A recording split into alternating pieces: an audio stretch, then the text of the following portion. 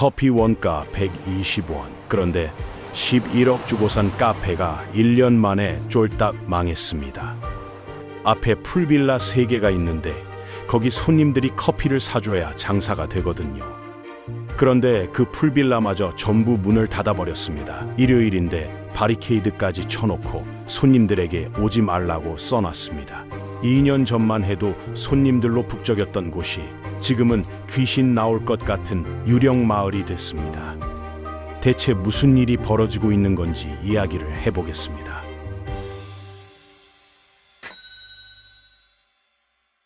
남해 바닷가 근처 작은 섬에 가봤습니다. 다리를 2번이나 건너서 들어가는 곳인데 국도 바로 옆에 베이커리 카페가 하나 있습니다. 건물은 멀쩡합니다. 지은 지 5년밖에 안 됐거든요.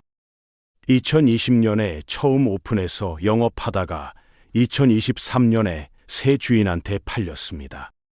그 새 주인이 11억을 주고 이 카페를 인수했는데 고작 1년 몇 개월 만에 문을 닫았습니다. 지금은 경매로 나와 있고 주차장은 텅 비어 있습니다. 요즘 카페들은 거의 다 베이커리 카페입니다. 커피만 팔아서는 수익이 안 나오고 상속세 혜택도 못 받으니까 무조건 빵을 같이 팔아야 됩니다. 자녀한테 재산 물려줄 때 상속세 적게 내려고 베이커리 카페를 차리는 부자들이 많았습니다. 그런데 부자들만 뛰어든 게 아닙니다. 카페 하면 돈 잘 번다는 소문에 빚까지 내서 창업한 사람들도 수두룩합니다. 카페 바로 앞에 풀빌라가 3군데 있습니다. 규모가 꽤 큰 곳인데 여기도 전부 장사가 안 됩니다. 원래 풀빌라 손님들이 고기 구워 먹고 놀다가 카페에서 커피 한 잔 마시러 오는 구조거든요. 그런데 휴일인데도 풀빌라 주차장에 차가 한 대도 없습니다. 주인장 차도 없고 지도에서 검색해도 가게 이름이 안 뜹니다. 동네 전체가 텅텅 비어버렸습니다. 맨 아래쪽 바닷가에 있는 풀빌라는 아예 바리케이드를 쳐놨습니다. 무단 침입하면 형사 처벌한다고 경고문까지 붙여놨는데 이게 대체 무슨 상황입니까? 평일에 예약이 없어서 문 닫는 거라면 이해합니다. 그런데 오늘은 일요일이에요. 주말에도 손님이 아예 안 오니까 휴업을 해버린 겁니다. 2년 전에 제가 여기 풀빌라에서 하루 묵은 적이 있습니다. 그때만 해도 손님들이 꽤 많았고 카페도 장사가 잘 됐거든요. 블로그 후기를 보니까 가격도 비싸지 않았고 서비스도 좋아서 커피 시키면 빵도 공짜로 줬다고 합니다. 그런데도 망했습니다. 불과 2년 만에 이렇게 될 줄 누가 알았겠습니까? 드론으로 촬영하다가 멀리서 보니까 하얀 옷 입은 사람이 서 있는 것 같았습니다. 가까이 가서 확인해 보니까 가게 현수막을 묶어놓은 거였습니다. 밤에 보면 진짜 귀신처럼 보일 겁니다. 건물은 멀쩡한데 사람이 없습니다. 완전히 유령 마을이 돼버렸습니다. 지금 전국에서 카페들이 줄 폐업하는 이유는 간단합니다. 카페가 너무 많이 생겼습니다. 시장 경제라는 게 참 재밌거든요.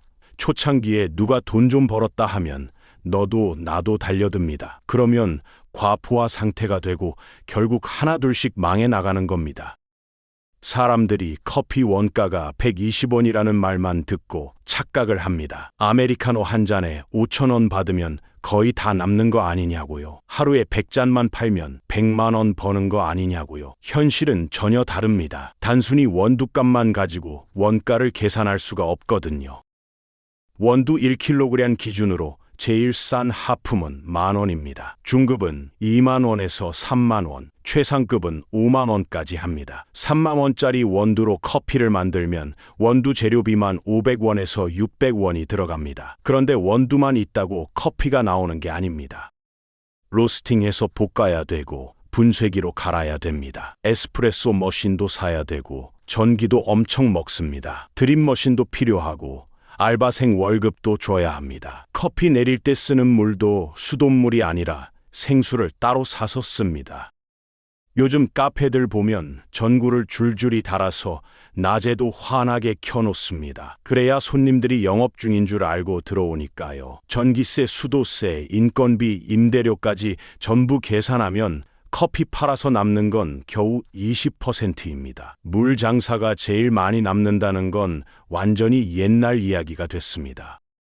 원두를 조금만 넣어서 커피를 내리면 맛이 없어서 손님이 안 옵니다. 요식업 하는 분들이 하는 말이 있습니다. 손님들 혓바닥이 귀신이라고요. 맛에 워낙 민감해서 맛이 조금만 바뀌어도 바로 알아챕니다.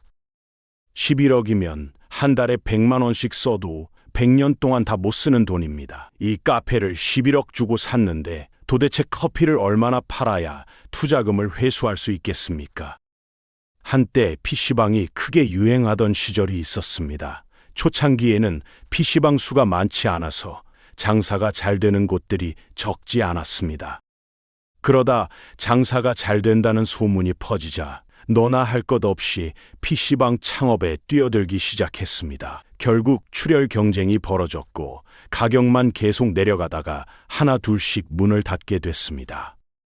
직장에서 구조조정을 당해 퇴직금을 받으면 PC방을 차리던 시절이 바로 그때였습니다. 지금 카페들이 걷고 있는 길은 당시 PC방이 걸었던 길과 매우 닮아 있습니다. 그렇다고 모든 카페가 망하는 건 아닙니다. 시장은 스스로 자정작용을 합니다. 망할 곳은 망하고 살아남는 곳이 결국 승자가 됩니다.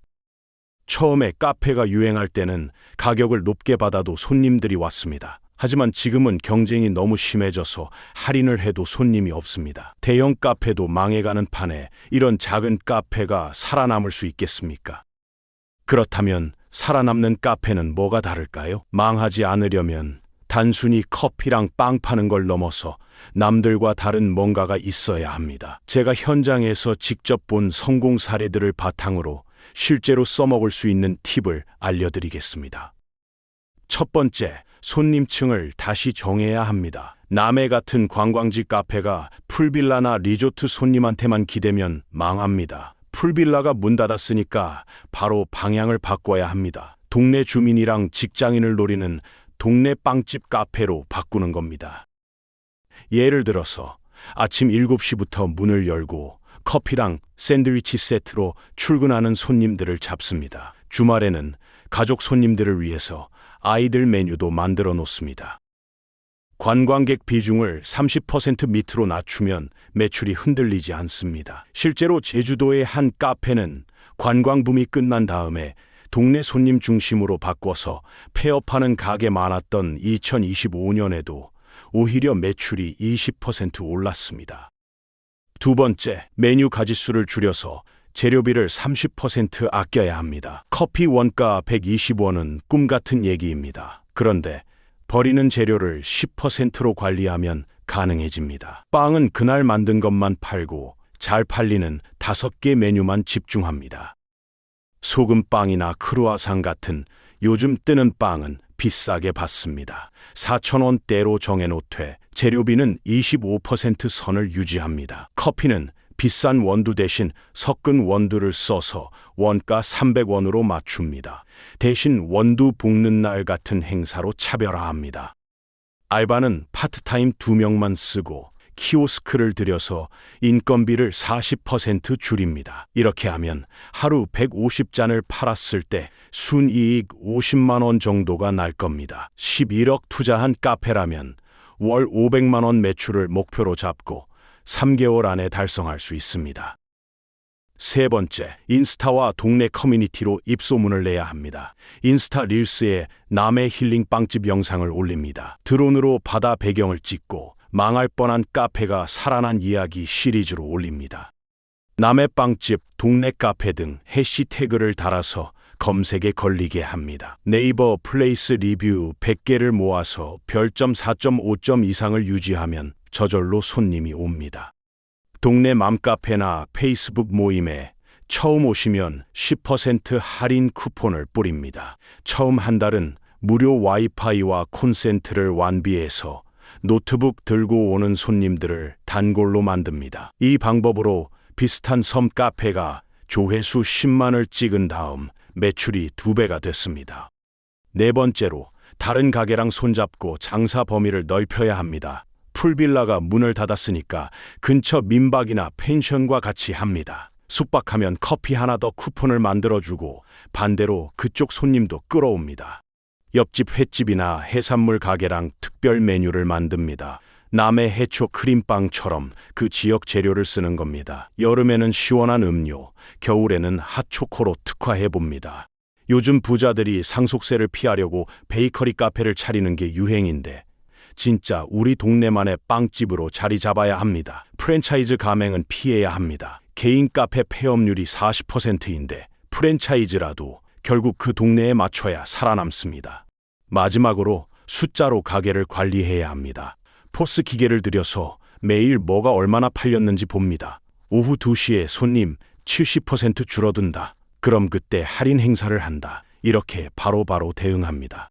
매달 말에 돈이 들어오고 나간 거를 정리해서 월세 비중이 15%가 넘어가면 바로 집주인이랑 협상을 합니다. 11억을 투자했으면 투자금의 15%를 매년 벌어들여서 5년 안에 본전 뽑을 계획 세워야 합니다. 전국의 카페 18.5%가 문을 닫는 이 시대에 살아남는 곳은 운 좋아서가 아니라 체계가 있어서입니다.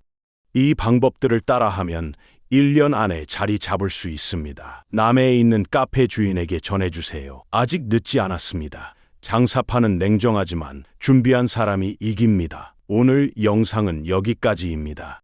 내용이 유익하셨다면 구독과 좋아요 부탁드립니다. 감사합니다.